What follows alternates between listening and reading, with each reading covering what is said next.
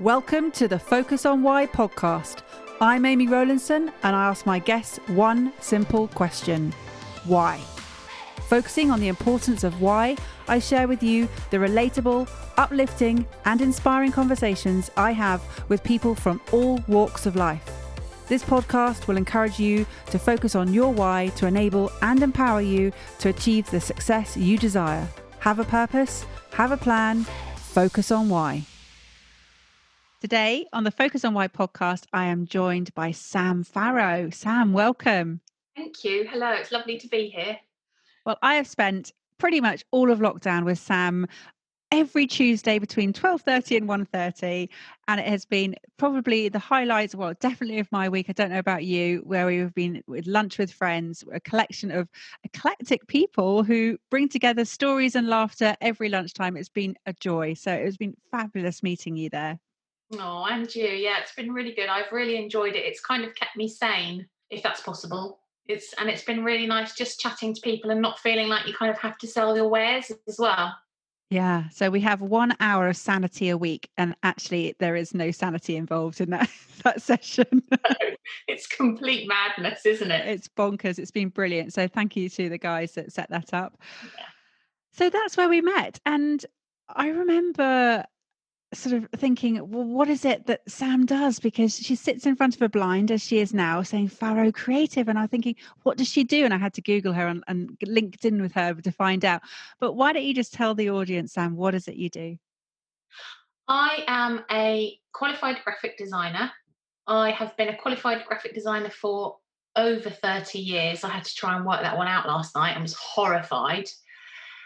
And I basically do very good colouring in. So if you need a logo or you need us to think about your branding, your position, your proposition, the personality of your business, if you need a bespoke website design and build, brochures, posters, anything that communicates your company, markets your company, then that is what I do.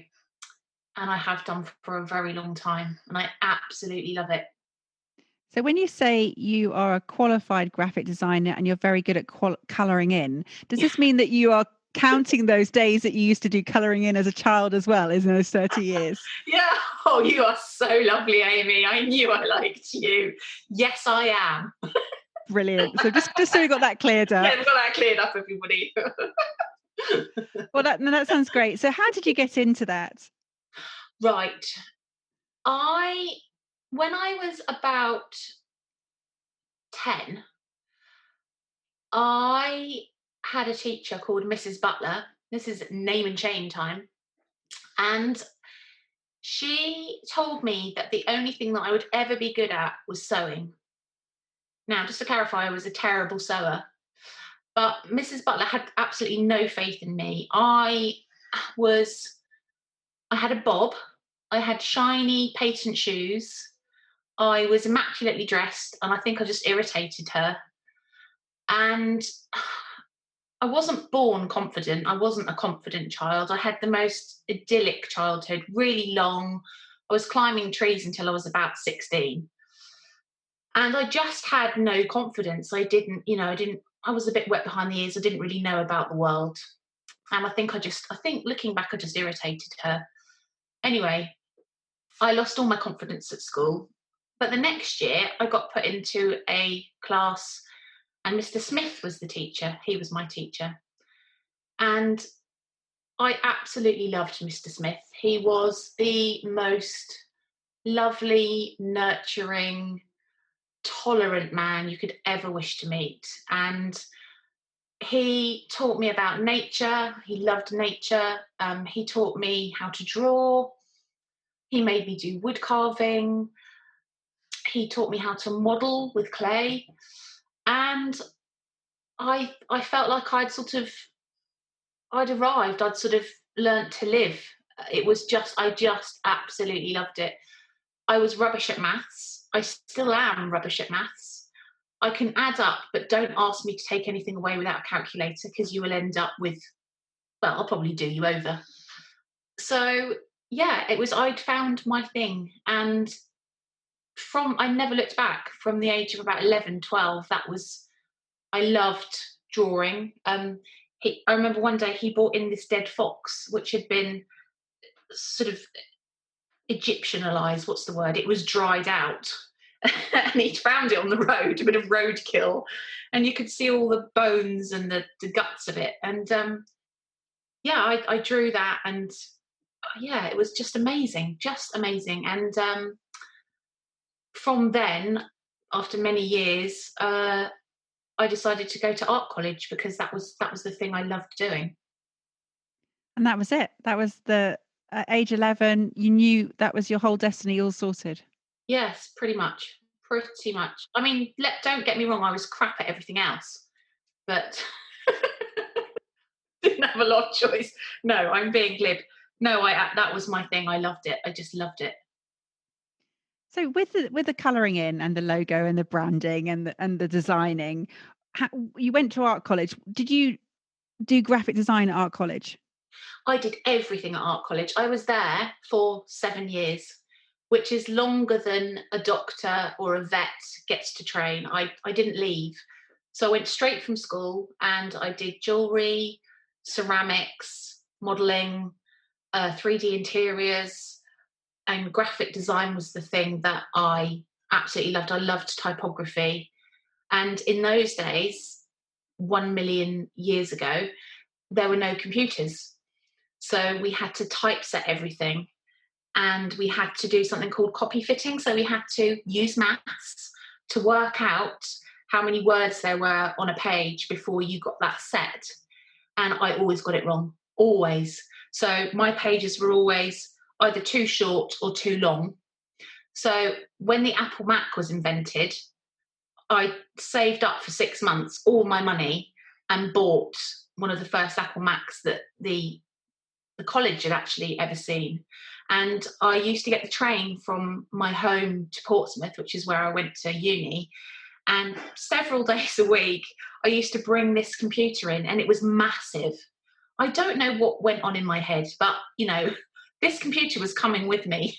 It was just mental. And back then, they weren't the thin, gorgeous wafer things they are today. This thing was like a Labrador. It used to sit on my lap on the train, huge, and it was shiny and gorgeous and, yeah, really heavy. So it came with me wherever I went. So how did you work out that jewelry wasn't your thing but graphic design was? That's a really good question. I mean, I loved all of it, but I just thought to myself one day, I can't leave these words alone. Every time I looked at the page that I was designing, working on, the communication, I loved the basicness of, I wanted to find the purest form of communication using those words and pictures that I could, that instantly told a story. And I just thought that was so exciting. So you're a fan of stories?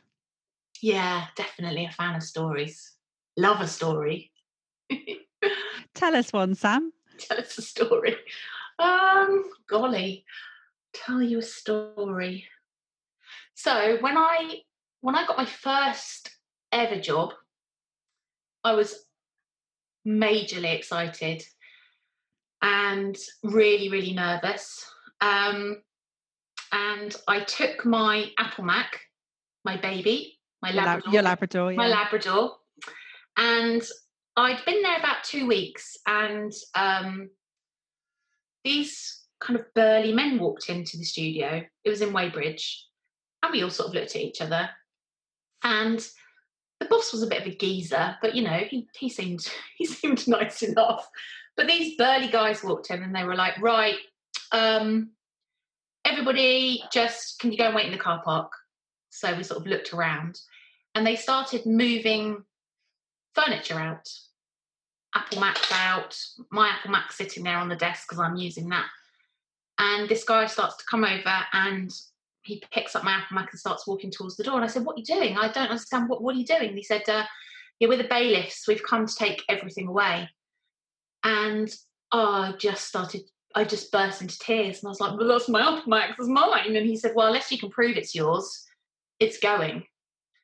And I don't know why, but I loved this Apple Mac so much that I actually had the purchase documents in my bag everywhere I went. I mean, can you imagine how mental that is? I put it into my bag and I gave him the document. I said, it's mine. And he couldn't believe it either. And he said, yeah, all right then, love, go on, off you go. So I took my baby and I left and I never went back. That was my first job. That's just brilliant. Can you imagine? That's probably the first for him, isn't it? As a bailiff. It's absolutely, yeah. Can't pay, we'll take it away. Yeah. But Yeah. I mean, literally, I can't imagine the emotion of having saved up and that being your absolute pride and joy for it to then be taken from sort of in front of you. Yeah. No, it's just a mad, every time I think about it, it's just like, why did I even have those documents in my bag? Yeah. I was a strange girl. Actually, I am still quite strange, it has to be said. So stories are a big part of what you do and a big part of helping your clients work. Explain how you get to the why for your clients in their businesses.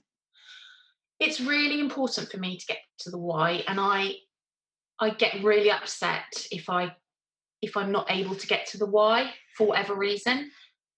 I need to understand the person who has engaged us. I need to understand their business. I need to understand where they want to go, why they're doing it. And what we do is we write the story down first. So words and having a chat are really important because we get the copy produced and only then do we start designing. So sometimes it's as much what people don't say to us as what they do say to us that is important. So, some of what we're selling are hygiene factors, but a lot of it is, you're right, it's the telling of the story. People want to know why they're doing it, what they're selling, what their personalities are, if they can get on with those people. And yeah, we produce storybooks, I guess. And that's the exciting part for me. And sometimes people will say to me, well, what, I didn't even realize that about myself. You've pulled this thing out about our business, and we didn't even realize that was important to our prospects and our clients. And that gives everybody's heard of the unique selling point. That's that point of difference that we get across for people. We tell compelling stories, and only once we've got the copy and we understand the story and the journey can we design. We don't turn the handle and something pretty comes out. We could, but for us that's just vacuous. It's a waste of time, really. You could go onto Canva and do that. So yeah, we build up a picture, and it's a memorable picture that has foundation and meaning. So with companies, are they resistant to taking on board what you're trying to help them with, or do they understand quite quickly how important it is to have a why? They love telling their story, and I think they realise quite quickly that they've kind of come to the right place. I think it's very difficult. Sometimes it's been quite difficult for them to find the right designer. And I think sometimes they feel that it hasn't been a nice experience. And, 99% of the time we have a laugh, it's good fun, and it's a very pleasurable experience. And it should be, because, what's not to like about people talking about themselves and getting across their products and how much they love their products and their passion. And that's what we pull out. And we take people on a journey. And where we start from, people always say to me, well, are we going to get charged for this? And are we going to get charged for that? And I say, no, because this is an evolution. We have to iterate to be able to get something. Where we start isn't where we end up. We might think that it's going to end up at a certain place, and it doesn't, because we work very closely with our clients as a team, and we'll show them a design and they'll say, love that. What about if we do this? What about if we do that? And we love that. We're not prima donnas about what we do. You know your business better than we do. And it, at the end, it starts to crystallize and we have something amazing. And usually what the client says is fantastic. You know, it really adds masses of value to the look and the feel. So you almost have to get emotionally attached to what you're doing. I always get emotionally attached to what I'm doing. But I am not a prima donna. I do not. If somebody doesn't like something, I want them to tell me, because that's part of the journey. If I know that they don't like that, then it means, okay, that's great. I know that they don't like that part, so we can move on to this part. But yes, I do get very emotionally attached to things, design-wise, because you do have to, you're bearing your soul in a way. You know, it's a very personal thing. Lots of designers can not do that, but I think because we are finding the why and we care about the why, yeah, I do come in and have a bit of a rant and a rave sometimes about about certain things, but. And I guess what you're doing is a real craft. I mean, it's as a designer, you are explaining somebody's business through a logo, through a brand. And it's quite a simplistic way of doing that, but it's telling a huge amount about the company there. Yeah, and that's absolutely why I fell in love with graphic design, for that exact reason.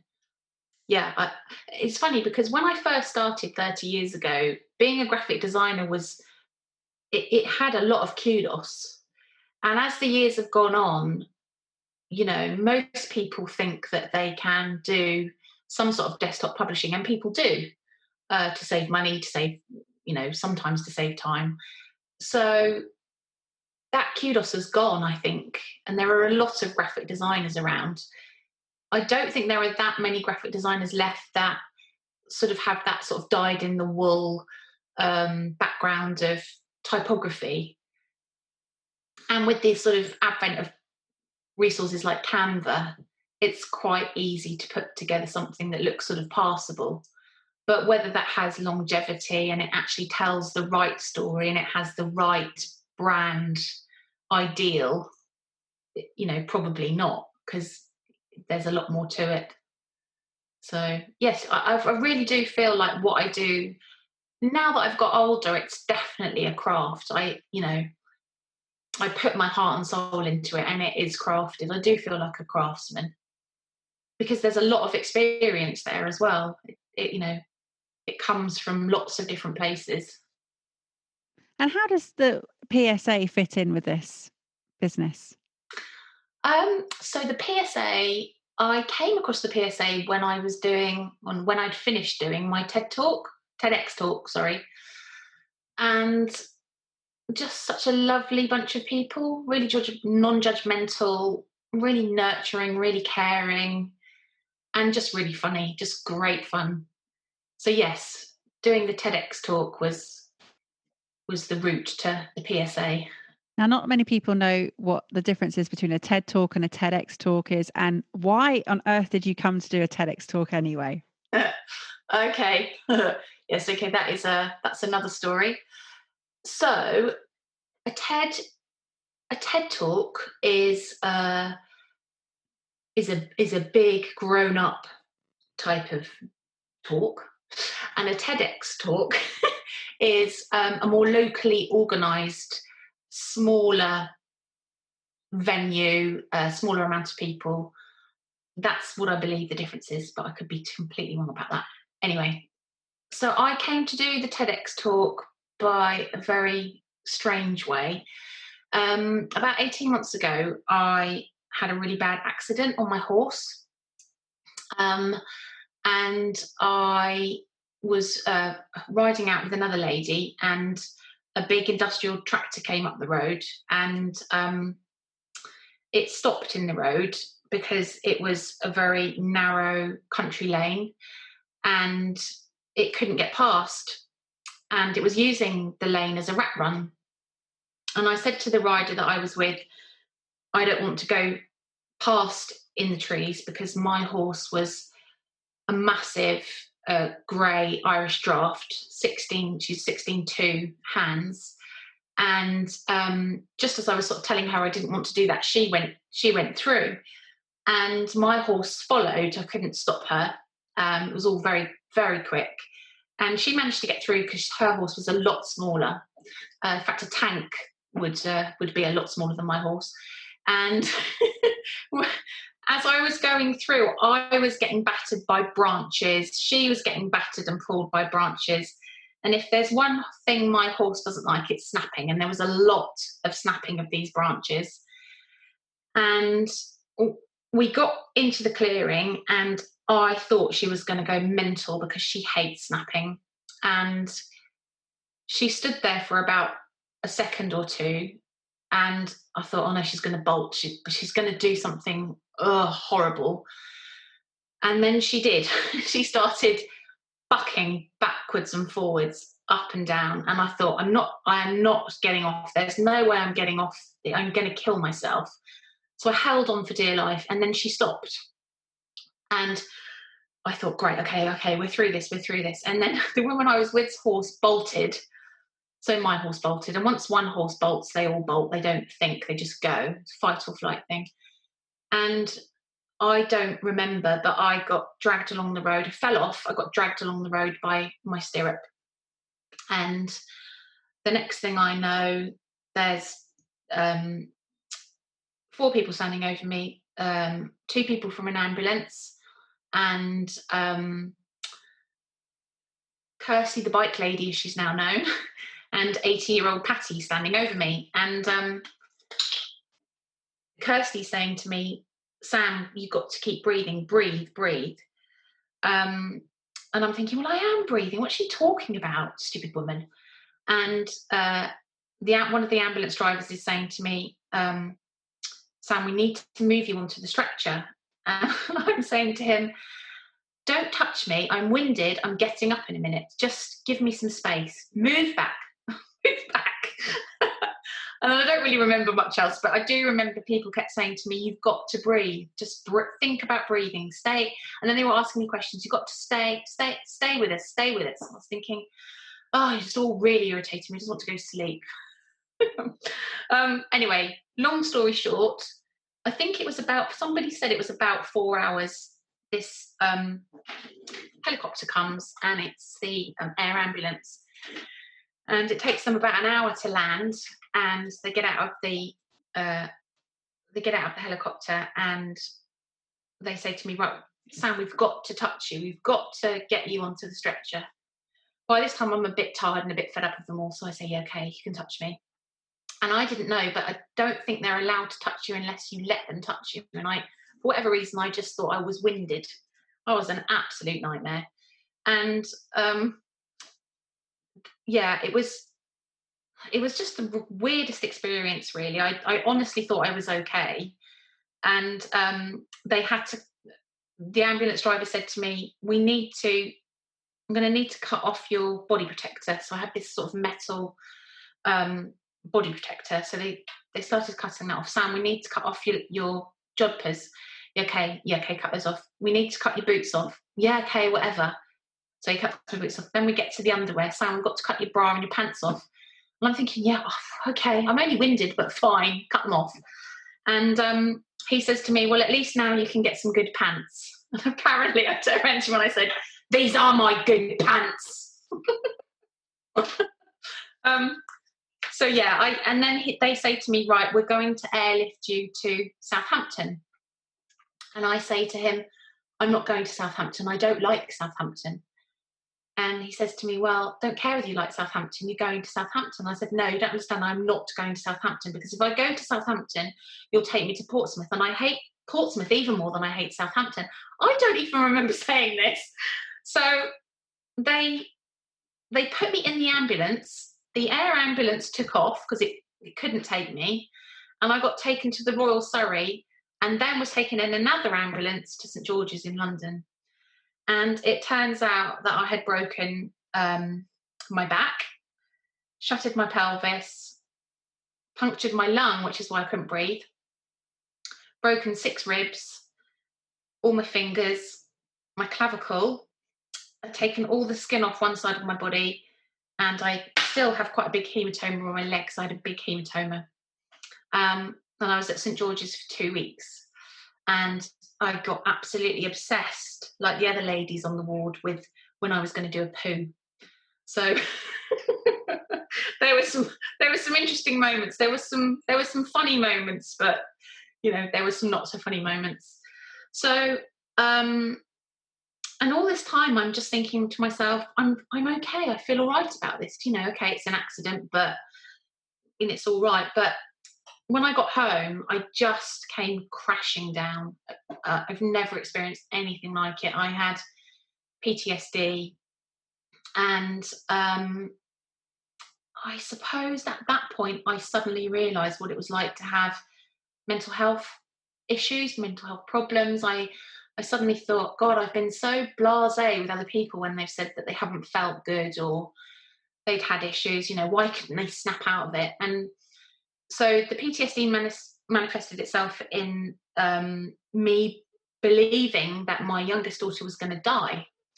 And that was just horrendous. I went through a period of preparing for her funeral. It was just the weirdest thing. But anyway, I got help, and I was saying to the PSA actually that you guys there were just amazing to me. Sometimes in life you walk along the pavement with people of life, don't you? And some people really have an effect on you, and they just kind of cradled me. They didn't have to do anything or say anything, but they were just so nice to me. And there's a guy called Rob May there, and he's been a friend of mine for a while. And he phoned me up one day and he said, I haven't heard from you for a while, Sam, are you okay? And I said, yeah, I'm good. Yeah, I'm good. Fine. And he said, okay. He said, do you want to come for lunch? No, thanks. Thanks anyway, but yeah, lovely, bye. And he phoned me the next day and he said to me, really not quite sure what's going on with you. I'm taking you to lunch. So I really didn't want to go, but I did. And so I told him the story, and he said to me, look, why don't you come along to TEDx Woking? My company Ramsack is organising it, they're sponsoring it with Woking Borough Council. So I said, no, I don't want to. No, thank you. Horrendous. No, I'm not going. Anyway, he said, well, look, okay, why don't you just come and watch? Just make some notes as if you maybe were going to say something and come along. So I went along, and I did. I stood up and I was so nervous. I was shaking. But everybody was just so nice to me. There was no expectation. They said how well I'd done. It was constructive, really, really constructive. And it was the slow journey to me rebuilding myself and believing in myself again.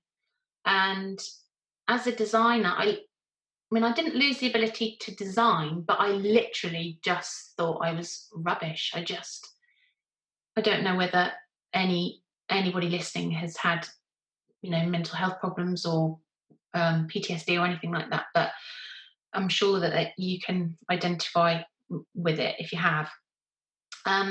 So I got through the first round. I'm not quite sure whether they felt really sorry for me, but I got through the first round, and then I got legitimately through the second round, and then the third round. And all of the time it was building my confidence.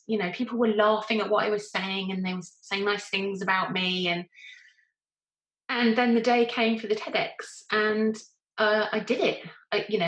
In a way, I wasn't too worried about what they thought about the talk. We were given the word collaboration, and everybody was, all my fellow speakers were talking about how great collaboration was, and how when they collaborated, this was the amazing outcome of it. And I guess it was partly how I felt, but I hated collaborating. And collaboration was a really bad thing, and it had killed my creativity. But, actually it was quite funny. It was just another angle on whether we collaborate or not. And actually Einstein says that we shouldn't collaborate. So there you go. And I just felt euphoric after I'd done it. It was a real, it really got me back on the map. So that's my very long story, my answer to your question about how I got to the TED Talk. Oh, that's incredible, and it is an absolutely horrendous story. That and I just imagine that whole. I can see it. You described it so well. I can just imagine that road that with the huge horse and the tractor and just the panic of seeing someone being dragged by a horse along by the stirrup. It's just, it's just not funny. It's horrendous. Oh. But it was bizarre, the sort of enormous inner confidence that you had in that moment of sort of denial, that you were just so assertive. That was something that came out. It was interesting. Yeah, I think that's to do with I now realise what my limitations are. It's really taught me. I was 48 at the time. I'm 50 now. I'm 2 stone heavier than I was then, and I just felt infallible. And I guess I just thought, well, this is ridiculous. This isn't an accident that I'm having. I'm getting up in a minute, and I suppose because I wasn't confident as a child, and then I had to learn to be confident. I suppose you get to a point where you're sort of telling yourself you are confident, aren't you? And you are going to do it. And, I suppose I was just thinking to myself, I think I knew I'd really, really badly hurt myself. I think, if I'm honest, I did think that I wasn't sure I was going to, I wasn't sure what I'd done.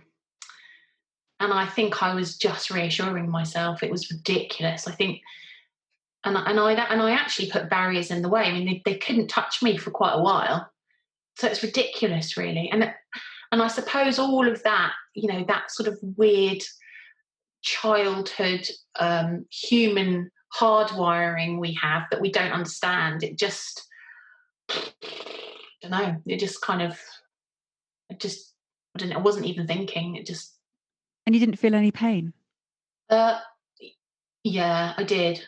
But they gave me, I think they gave me morphine while I was lying in the road, because I think they knew, or did they? I don't think they were allowed to touch me until we got into the ambulance. I don't really remember. Just, yeah. And how many bones did you break? I don't know. It must have been. I don't know. I mean, I shattered my pelvis. It was shattered, so that must have been quite a few pieces. Yeah. Because the thing is, Amy, if you're going to do something, then you need to decide that you're going to do it properly. If you're going to, I mean, breaking a few bones doesn't get you a lot of sympathy, does it? It's just like, oh, I've broken my toe. Oh dear, have you? Whereas if you say, look, I've broken nearly every bone in my body, then people are actually interested in you. It's quite an extreme way to go for a bit of sympathy, Sam. Do you think? Oh, okay. And you haven't been riding since, have you? No. I can't look. I've had to rehome her because I couldn't go near her. I mean, I did go near her, but then I started getting very upset, and then she started getting very upset. But we did have this amazing bond after literally when it happened. She was trying to find me. So if you can imagine this big tractor in the road and this ambulance and this air ambulance and all these people in the road, because it was blocked for 4 hours. And there was she sort of picking her way through, trying to find me. And it's, that also was very difficult. It's another layer of just awfulness on top of everything else. But I would never ride again, and I would never let any of my children ride. Yeah, it was just the most shattering thing, I think, literally, that's ever happened to me. But at the time I thought I just winded myself, and actually I probably had. They probably just made it worse for me. There wasn't anything wrong with me. So how did we get from sort of colouring in to shattering all your bones, huh? I don't know. But essentially it was a good friend that cradled you and brought you out and helped you on that journey. Yeah, it was. Yeah, it was one of those sort of pivotal moments. You sometimes have them, don't you, in life? Sometimes you don't, and you just look back and think, God, that's what happened then. That was amazing that happened, because that meant this then.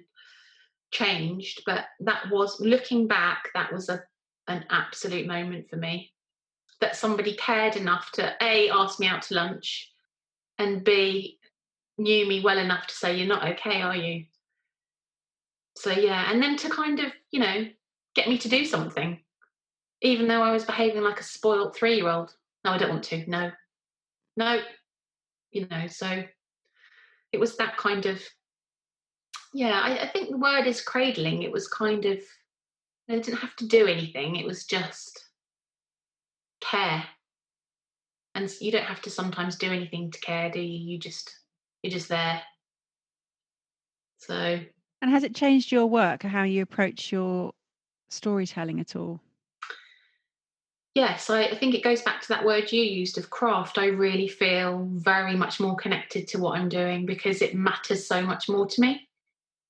Not that it didn't matter before, it did, obviously it did, but I suppose there's an awareness that I'm actually really very lucky. I'm very lucky to be involved in something physically and mentally that I absolutely adore doing. And I can help other people in a way. Obviously, I'm paying my mortgage by doing it as well, but it matters hugely to me. I think the accident made me realise that I couldn't lose that, because I'd just be losing a lot of myself, and I wouldn't know what else to do, because I've been doing it, it's been a conscious exercise since I was about 10, 11, 12, whatever it was. What was the question again? You love doing what you do. Oh, yeah. I just asked if it had changed the way that you work for clients, and the answer was yes. Yeah. Yeah. Yes. Yeah. So you learnt your limitations, but in a tough learning on that one. But Yeah. yeah, Yeah, there must have been an easier way, mustn't there? to become more risk aware. I'm sure there is, yes, but Yes. Less blasé and less arrogant, maybe. Don't know. You'd have to ask my husband about that. well, I am so privileged that you've shared this journey, because I know it's a very emotional part of your life, and it's a big deal sharing this. So thank you. Oh, thank you. Thank you for listening to me. Oh, it's a pleasure. And how would people get in touch with you if they need some colouring in done? Ah, yes, or just a chat. If you break any bones, I'm your woman. So I have a new website which I launched yesterday. It's www.farrowcreative.co.uk, and I'll be delighted to just have a chat about anything, really. So you don't have to phone me about colouring in. You can phone me about anything. I'm being a bit flippant, because it's not colouring in that you do. You said that right at the beginning. I'm No, just it using your is. words. I do colour in, and I'm very good at it. And actually, people understand colouring in more than they understand graphic design, so that's fine by me. Well, I'm sure people will absolutely be contacting you if they need any help with their graphic design. One final word from you, please, Sam. Don't look down. Just keep putting one foot in front of the other. Thank you for listening to the Focus on Why podcast. I'm Amy Rowlandson, and if you've enjoyed this episode, please leave me a 5-star Apple Podcast review. Connect with me on LinkedIn, Instagram and Facebook, and become a member of my inspiring, uplifting and positive Focus on Why Facebook group. I help people to focus on their why with clarity, uniting their passion with their purpose with a plan, to create the life they truly desire. If you would like me to help you focus on your why, then please book a free 20-minute coaching call via calendly.com/Amy Rowlandson. And if you haven't already, please sign up for the Friday Focus weekly newsletter via my website, amyrowlandson.com. Have a purpose, have a plan, focus on why.